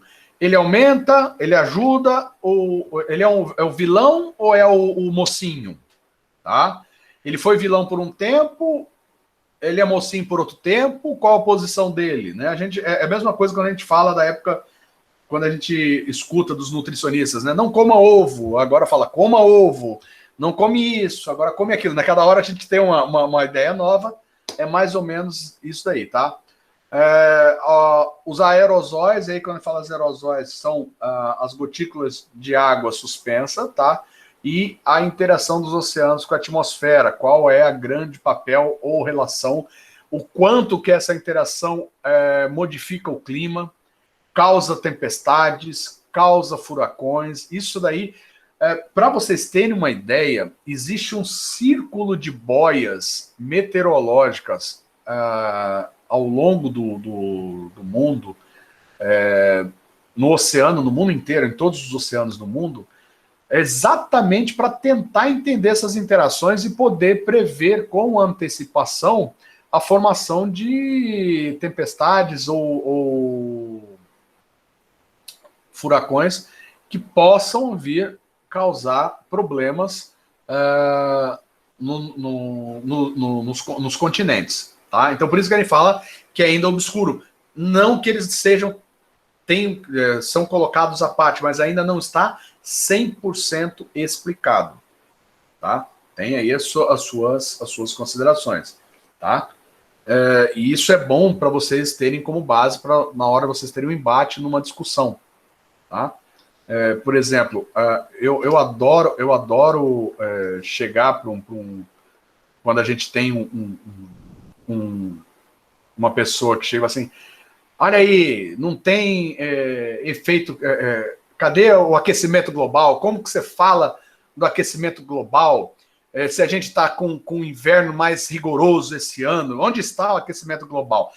É que essas bestas humanas, né, esquecem de olhar a palavra aquecimento global. Vamos lá. A gente falou de ciclo hidrológico, o ciclo hidrológico ele pode ser global ou regional, não é isso? A gente não falou disso? Aquecimento. Quando ele fala aquecimento global, a gente está olhando como um contexto mundial.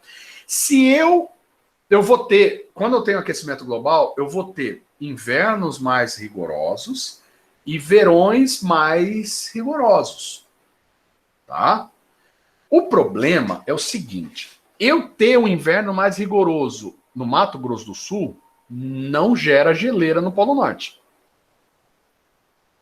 Eu ter um verão mais intenso no Polo Norte, eu vou forçar o degelo e o aumento do nível dos oceanos. E nem sempre eu vou conseguir repor a capacidade de gelo lá do Polo Norte, ou do Polo Sul, dos nossos polos. Porque para eu ter isso, eu tenho que ter nevasca, né? Eu tenho que ter neve lá. E às vezes eu não vou ter isso. Então, quando essas pessoas não entendem o que quer dizer aquecimento global, é exatamente isso. Quando chegam para mim, você olha aí, aquecimento global, tivemos aí 3 graus de temperatura no final de semana passada. Como que você fala que a gente está com aquecimento global? Eu falei, tudo bem, aqui foi 3 graus. Lá em cima teve um verão recorde de 42 graus numa região que normalmente era 30.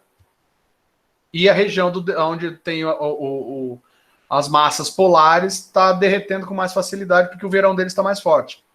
Então, essas pessoas imbecis têm uma mania de olharem apenas para o umbigo e esquecem de olhar o globo como um todo, tá? Então, tomem cuidado quando vocês forem pensar ou falar sobre os assuntos, porque a gente tem que ter um pensamento crítico, tá? E muito bem fundamentado para a gente defender as ideias, tá? Não sair falando qualquer coisa, tá?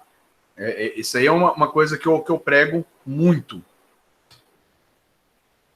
Vamos lá. Então, as fases bem detalhadinhas do nosso ciclo hidrológico: evaporação, transpiração, condensação, precipitação. E aí a precipitação, a gente tem uma subdivisão, que seria a interceptação, tá? Porque ela pode parar, ser interceptada, e quando eu falo interceptada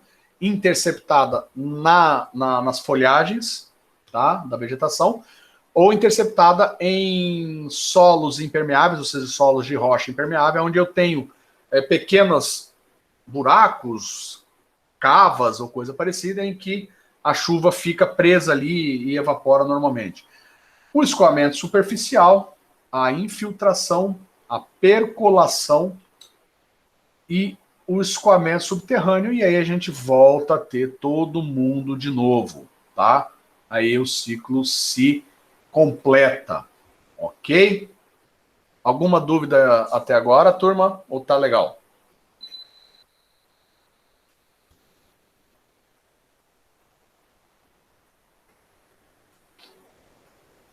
Beleza, então vamos continuar. Deixa eu já aproveitar agora, já dar mais uma palavrinha-chave, tá? Aquecimento global. Vamos usar como palavra-chave da nossa aula, aquecimento global.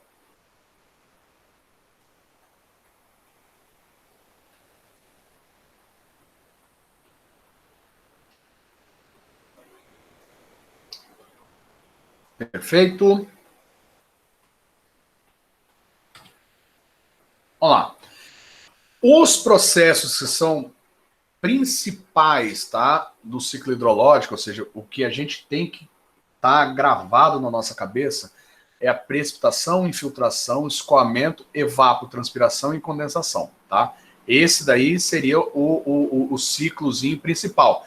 Dele a gente sai ou desmonta alguns, como aqueles que a gente já falou anteriormente, ok?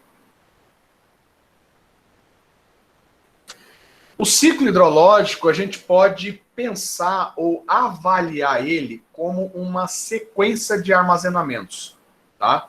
Como assim, professor? Eu tenho a precipitação, tá? Que enche o meu reservatório do solo, né? Seria o solo. E o próprio reservatório do solo também evapora um pouco dessa água. Um pouco do que está no meu reservatório do solo desce, né? Sai do meu reservatório do solo e vai para o reservatório do subsolo, que é a nossa percolação ou recarga dos nossos reservatórios subterrâneos. Uma outra parte do reservatório, uma parte desse reservatório do subsolo, escoa por baixo, ou seja, faz um escoamento subsuperficial ou subterrâneo e abastece o reservatório canal. O reservatório canal seriam os nossos rios, tá? Os nossos córregos. Então, um pouco do que está no reservatório do subsolo vai como escoamento de base para dentro do meu canal. É claro que uma outra parcela que vai aqui para o meu reservatório canal vem por escoamento superficial do reservatório do solo. Ah, professor, mas chove, tem também precipitação nos rios? Tem, turma. Mas é uma parcela, vamos dizer assim, pequena, tá? Da quantidade de água que chega pelo escoamento superficial. Não é de se descartar, tá? De modo algum. Mas olhando como sequência de armazenamento, tá? A gente deixa aí como esse conjunto. E, por final, o que sai do meu reservatório canal sai como vazão e alimenta o meu reservatório oceano. Ok? Então, esse aí é o meu conjunto de reservatórios. Então, aqui a gente tem um exemplo rapidinho de chuva, infiltração e escoamento superficial, para eu poder tentar explicar aquela questão da percolação. Tá? Então, quando eu tenho uma camada saturada, tá? Quando eu tenho uma camada saturada, além da água que corre de uma precipitação superficialmente para abastecer o meu rio, um pouco dela percola ou entra dentro do solo, infiltra no meu solo e alimenta essa camada saturada que também está alimentando o meu rio. Ok? Depois que acaba a chuva, depois que parou a minha precipitação, o escoamento que alimenta o meu rio será desta camada saturada. Então, ó, essa parcela que está aqui acima do nível da água vai continuar alimentando o meu rio. Por isso que quando acaba uma chuva, né, num determinado local, dependendo da porosidade do solo no entorno desse meu rio, o rio continua a subir mesmo não tendo chuva, porque na verdade, além daquela água que escoou superficialmente e encheu o meu rio, ainda ele está sendo alimentado por uma camada saturada subterrânea, tá? Mas isso daí, se você só vê isso quando você tem um rio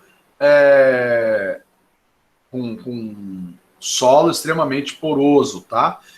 Caso contrário, é aquela questão que o rio leva alguns dias para esvaziar, ou seja, leva alguns dias para o nível da água descer. Leva porque ele continua sendo abastecido pela camada saturada. Ok? Isso aqui eu só aumentei o desenho para tentar explicar melhor, tá? Porque eu tenho toda essa camada aqui acima dessa minha linha aqui, alimentando o meu rio após o período de chuvas. E à medida que o tempo passa, tá? Ele é alimentado apenas com escoamento subterrâneo e essa minha camada vai reduzindo, tá? Até a camada saturada ficar muito baixa e o rio ficar com uma cota muito baixa. Isso é muito comum em rio, onde a gente tem uma grande estiagem. Quando ela é muito longa, desculpa, turma. Quando ela é muito longa, tá? E essa camada já está muito baixa, aí a gente tem os rios intermitentes ou rios secos. Por quê? Eu perco a capacidade de alimentar esse rio porque a minha camada saturada subterrânea está abaixo do nível mínimo do meu rio, tá? Então é isso que acontece com os rios intermitentes ou os rios secos. E aí vem aquela frase, aquela história que a gente já ouviu lá no comecinho e continua aqui. Onde está a água no mundo? Ou seja, a mesma quantidade não mudou. Muda a disponibilidade, tá? E a qualidade dela, mas a quantidade é a mesma há milhões de anos, tá? Então essas aqui são as quantificações. O tamanho dos reservatórios, tá? Oceanos são 1.350 vezes 10 a 15ª metros cúbicos. Geleira, 25 vezes 10 a 15ª metros cúbicos. Águas subterrâneas, 8,4 vezes 10 a 15ª metros cúbicos. Rios e lagos, 0,2 vezes 10 a 15ª metros cúbicos. A atmosfera, 0,0130 vezes 10 a 15ª. E a biosfera, 0,0006 vezes 10 a 15ª metros cúbicos. Quando ele fala biosfera, é a água presente em tudo, no ser humano, nos animais, nas vegetações, tá? É a quantidade de água que eu tenho na biosfera, tá? É a forma da gente visualizar a reserva como biosfera.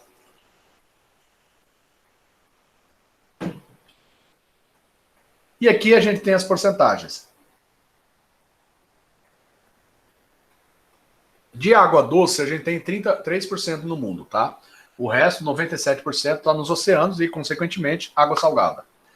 Da água doce, 77% está nos icebergs e glaciares, 22% na água subterrânea e apenas 1% é água de superfície. Ou seja, aquela água fácil da gente coletar, que está em rios e lagos, onde a gente pode simplesmente coletar ela, fazer um tratamento prévio e utilizar ela para o abastecimento humano. Dessa água de superfície, 39% está na atmosfera e solo, ou seja, ela está no ar e no solo. Tanto é que essa parcela é tão importante, né, essa parcela que a gente fala aqui é tão importante, que já existem alguns locais em que se faz o estudo da captação da água da atmosfera, ou seja, eu tenho uns condensadores espalhados pelas cidades, onde tem esse projeto, e eles ficam condensando a água da atmosfera na região para gerar água potável para a população, tá? Isso eu digo que já é um sistema do desespero, né? Porque a gente já está indo buscar uma água de volumes pequenos, na verdade o volume é grande, mas ela é bem esparsa, né? Ou seja, a captação é bem mais difícil do que você pegar no rio. A captação do rio é mais fácil, mas olha só, o rio é só 0,4% da água de superfície. É 0,4% do 1%, tá? Que é esse 1% dos 3%. Vocês estão vendo que cada vez que a gente vem para cá, menor ainda é a quantidade. E 61% da água de superfície está em lagos. Esse é um problema, tá? Quando a gente fala que 61% da água de superfície está em lagos, indica que eu não tenho condições de a localização geográfica, a disponibilidade geográfica dessa água é muito ruim, porque nem sempre onde tem lago tem pessoas. E onde eu tenho pessoas, eu tenho um lago que eu possa pegar água. Tá? Então, por essa razão, é que vocês veem que é muito importante a gente ter essa consciência da preservação e da qualidade, porque os rios são só 0,4% do 1% de superfície dos 3% da água doce disponível para nós. Então, o ciclo global do ciclo hidrológico, aquilo que a gente já falou lá atrás, né, que a gente começou a discutir, é um ciclo fechado, há uma recirculação total da minha água, ou seja, o processo é completo. Nos oceanos eu tenho mais evaporação que precipitação, e nos continentes eu tenho mais precipitação que evaporação. Então, esse é o conceito de ciclo global. Já o ciclo regional, que é aquele que é o que a gente avalia e estuda é um ciclo aberto. Parte dessa água volta para a mesma região. Parte dela é trazida de fora pela atmosfera, ou seja, parte dela ela vem de outra região. E a gente tem que trabalhar com balanço hídrico. Porque no ciclo global não tem que fazer conta de balanço hídrico, porque o que sai entra. Então não tem perda, certo? Já no regional eu tenho as perdas. Então o que sai nem sempre é o que entra. Então aí a gente começa com o conceito de balanço hídrico, tá? É onde a gente precisa realmente pensar a hidrologia, que é aí que ela entra com grande força para nos ajudar a responder a maioria das dúvidas que a gente tem.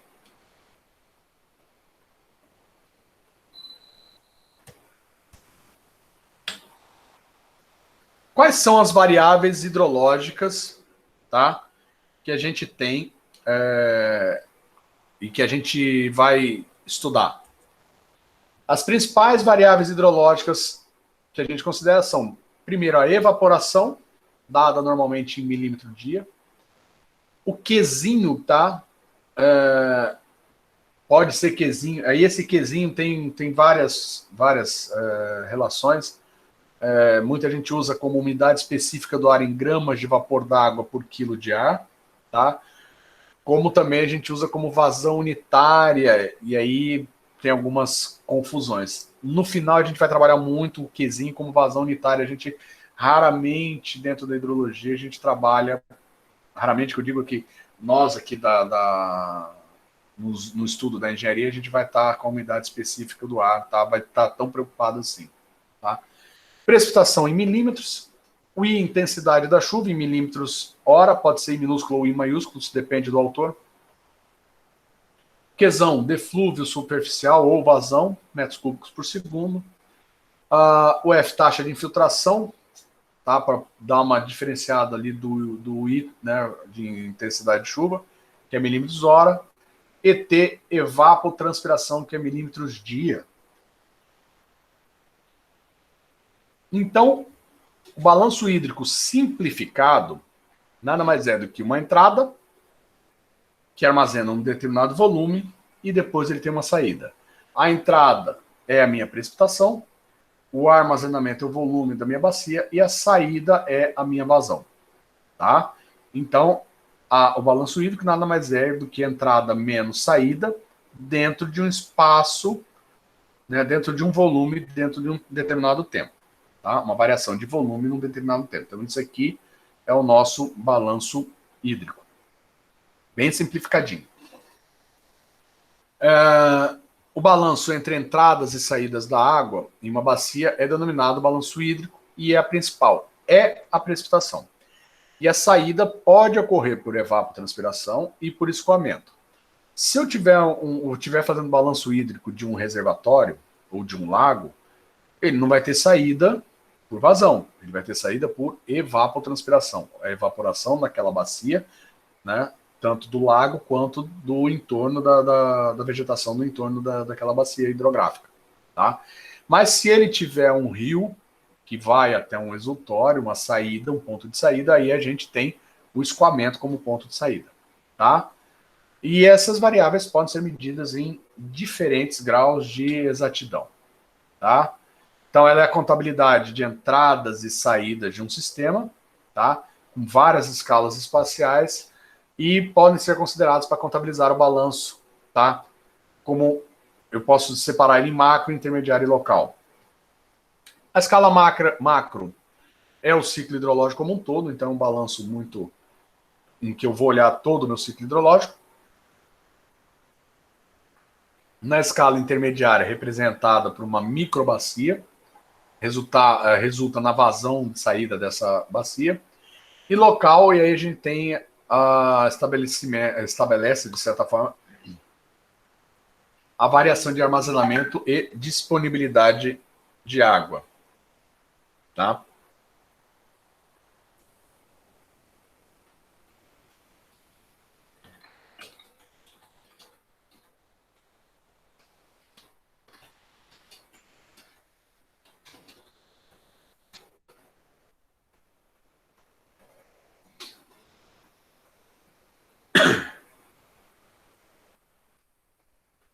Então, a gente pode aplicar aí a lei da continuidade, que afirma que dentro de um certo período de tempo, o volume de água, tá?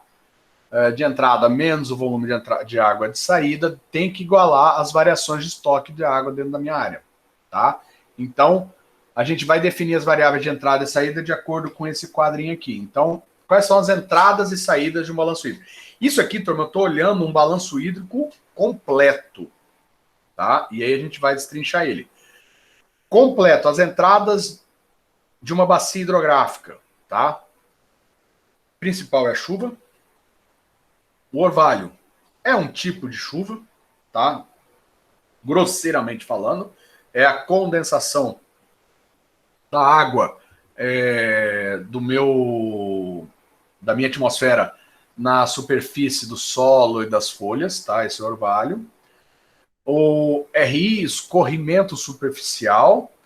DLI, o escorrimento subsuperficial. E o AC, ascensão capilar. Ascensão capilar. Se eu tiver água no meu subterrâneo,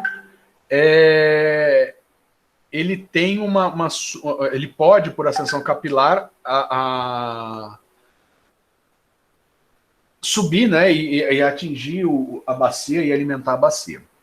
Como saídas, a gente tem a evapotranspiração, escorrimento superficial, porque aí é o escorrimento superficial para fora da bacia, escorrimento subsuperficial, mesma coisa, para fora da bacia, e a drenagem profunda, que vai para uma profundidade tal que não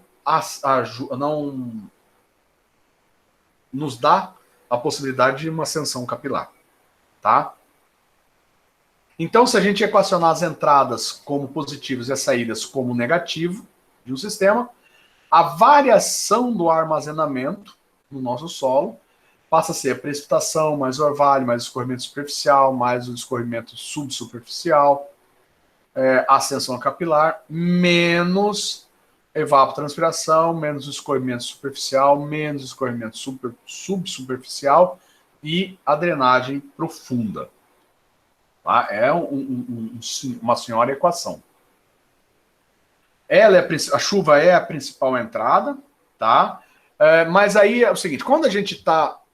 Vamos olhar Campo Grande, tá? Vamos colocar Campo Grande no fato. Se eu for fazer um balanço hídrico de Campo Grande, eu não vou me preocupar com orvalho. Tá? Por quê? A quantidade, o volume precipitado é tamanho superior em que orvalho, na hora que entrar na equação, quase não aparece. Tá?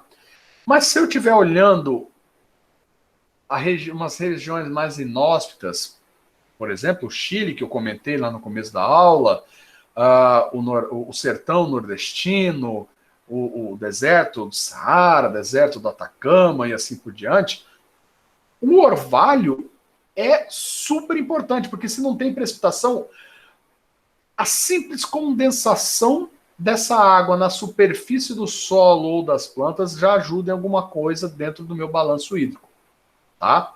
Então, a principal sempre vai ser a chuva, mas o orvalho a gente só entra dentro da nossa equação, a gente só coloca na nossa equação quando a gente estiver estudando um ambiente em que o orvalho realmente faz a diferença, tá?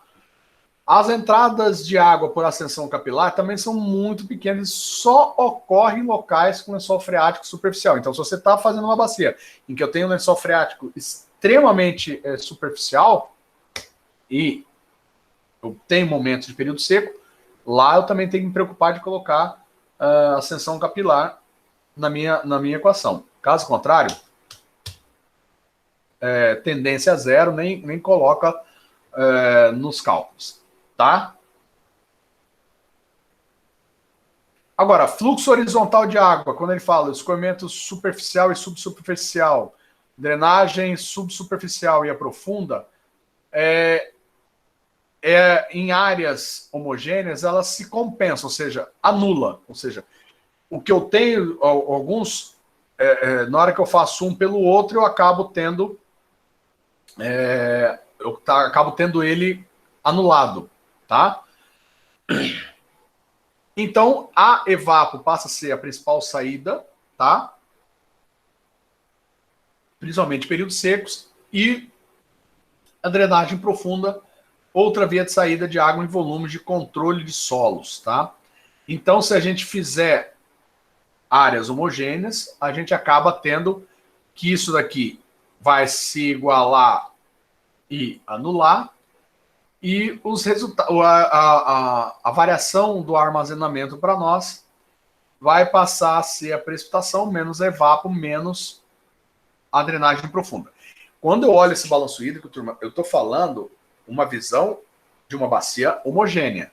Mas se a nossa bacia é um caso de uma bacia em que eu estou olhando um ponto de exultório que vai alimentar outra bacia, ou seja, não estou olhando o ciclo hidrológico como uma coisa um pouco mais macra, mas muito mais regional, eu tenho aqui também menos a vazão de saída, tá? A vazão do exultório, porque ele vai perder água para outra bacia hidrográfica, quando eu começo a sintetizar para uma bacia, tá?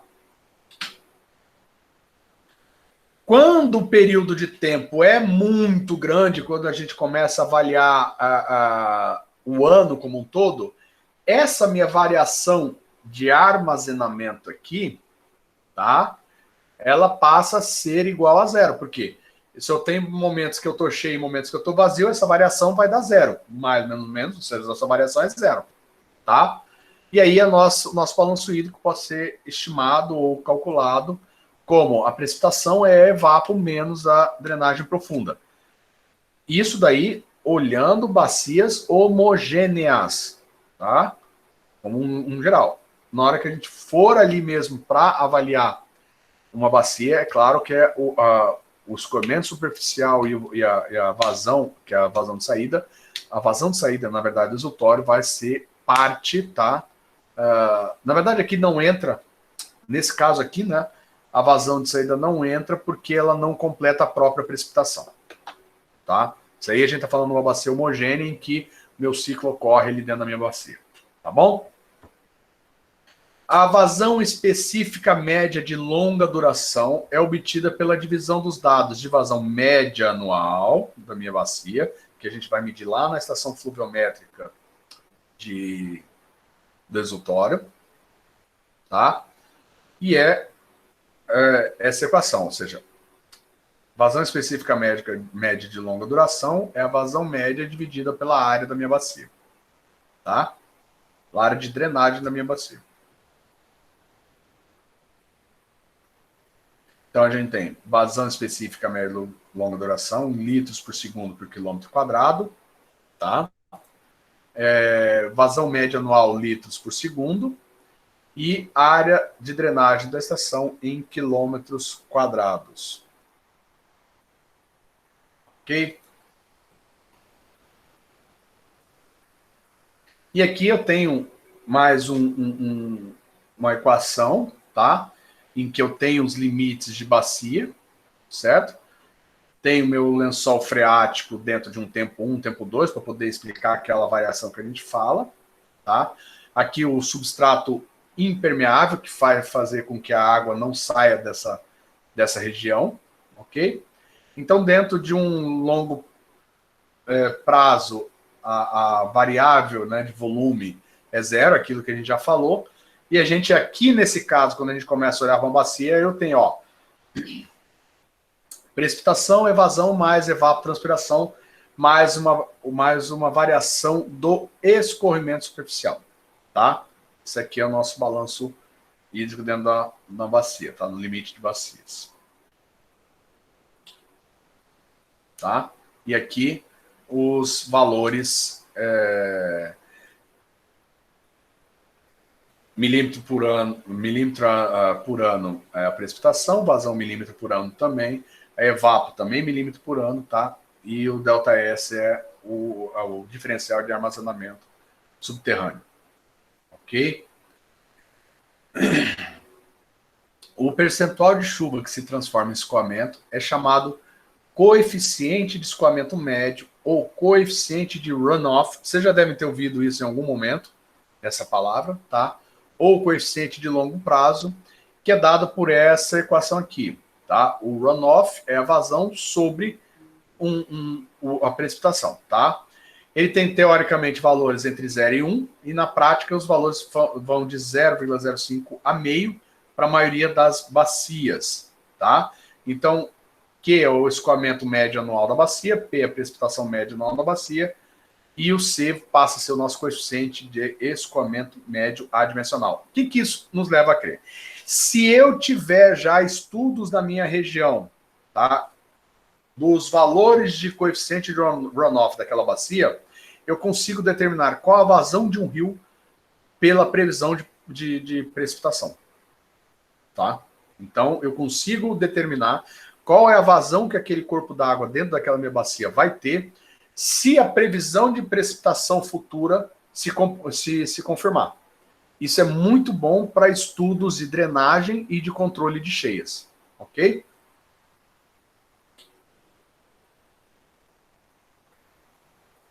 E é isso que eu falo aí na sequência, tá?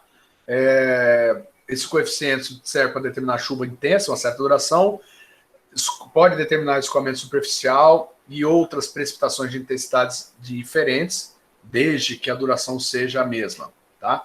E aqui eu vou mostrar um quadro com alguns valores de coeficiente de escoamento, de runoff, em função do tipo de solo, declividade e cobertura vegetal. É claro que o ideal é vocês, quando estudam uma bacia, se tiverem já estudos anteriores, utilizar ou fazer estudos para determinar o coeficiente de runoff daquela bacia, tá? Caso não tenha nenhum dos dados e você ainda precise, você pode se aproveitar dessa tabela que eu vou mostrar, tá? Mas é aquele estado. Em caso de nenhuma resposta, alguma já não serve. Então, esse que é o papel do quadro que eu vou mostrar aqui para vocês. Então, a gente tem aqui, que é da apostila de hidrologia de Daniel Carvalho e Leonardo Silva, lá da UFRJ, tá? Então, a gente tem aqui, de acordo com as declividades, o tipo de solo e tipo de vegetação em cima desse solo. E aí eu tenho os diversos valores de runoff, tá? Quanto mais próximo de 1, maior o escoamento superficial. Quanto menor de 1, mais o solo absorve. Entenderam essa relação do coeficiente runoff? Quanto mais próximo quanto mais, vamos lá, 0,10 infiltra mais do que escorre. 0,8 escorre mais do que infiltra. E aí é fácil, né? Se vocês forem olhar, ó, solo argiloso com declividade alta, olha como que o runoff é 80, ou seja, 80% do que chove escorre. Então, se eu tiver uma região com solo argiloso, com uma grande declividade, ó, alerta, qualquer chuva pode virar um desastre. Tá? Então, isso é uma coisa legal da gente tirar do valor do coeficiente de runoff. Tá? Aqui é aquela equação que a gente não considera armazenamento, simplesmente replicando mais uma vez, e as unidades medidas, tá? Área da bacia em quilômetros quadrados ou hectares, precipitação em milímetro, intensidade de precipitação em milímetro hora, evapo em milímetro, infiltração em milímetro hora, vazão em metro cúbico por segundo. E aqui algumas representações gráficas de variáveis hidrológicas. O hidrograma, que é uma representação da vazão num ponto de análise, ou seja, se eu tenho ali um ponto de coleta e vazão ao longo do tempo, é o nosso hidrograma. O pluviograma é como é que essa chuva se comporta ao longo do tempo. E o hidrograma pluviograma, que nada, eu ponho o hidrograma aqui de ponta cabeça no topo, com o hidrograma embaixo, e vocês percebem que o máximo da minha precipitação bate com o máximo da minha vazão no meu determinado local de análise. Tá? Turma, a gente falou até agora de balanço hídrico, do ciclo hidrológico e tal. Eu vou entrar em bacia hidrográfica na próxima aula com vocês, tá? E eu vou explicar o porquê que eu vou fazer isso, porquê que eu não vou continuar com a aula hoje. De uns dias para cá, esse excesso de aulas virtuais, em que a gente fica aqui 3 horas com vocês na terça-feira, na verdade, eu tenho 4 horas de aula de manhã, mais 3 horas de aula com vocês à tarde, na terça, e hoje na quinta eu tenho 3 horas de aula, além das reuniões durante a semana por videoconferência. eu estou começando a criar um machucado aqui, uns calos aqui nas minhas cordas vocais, e eu tenho uma... Vocês percebem que eu não paro de beber água, né? Esse é um porquê de eu estar bebendo água. Eu bebo um pouquinho, tá? Durante uma aula, só para vocês terem uma ideia. Isso aqui é minha garrafinha de água, tá? É só 3 litros de água. Eu tomei agora durante a aula 3 litros de água para tentar deixar isso aqui, mas já está começando a doer demais. E eu tenho uma consulta até para poder dar uma olhada aqui nas minhas cordas vocais, para ver se está tudo bem, ver uns exercícios até, para não acabar ficando igual a professora Maria Lúcia, né, que infelizmente ela, coitada, perdeu a voz de tanto gritar com vocês são os terríveis, tá? A gente fala, né, que o cigarro ajudou, mas a coitada gritava muito, e esse foi um porquê que eu não quero chegar nessa situação, tá? Vamos deixar como balanço hídrico a última palavra da nossa lista de presença, tá? Então, vamos lá, balanço hídrico, vocês digitem aí, para eu lançar a presença de vocês. A nossa aula termina aqui. Anotem aí, tá? A gente vai começar no slide 39, tá? Falar lá da aula 2, slide 39 da aula 2, e a gente vai continuar a próxima semana com isso daí. Espero, juro, tô tentando, mas tá difícil de eu preparar a prática para vocês, mas eu vou compensar isso, podem ficar descansadíssimos, tá? De eu preparar os vídeos, e é que entrou eu vou ter que fazer uma operação daqui umas semanas, vou ter que fazer daqui um mês, mais ou menos, quase um mês, eu vou ter que fazer uma operação, uma retirada da minha vesícula,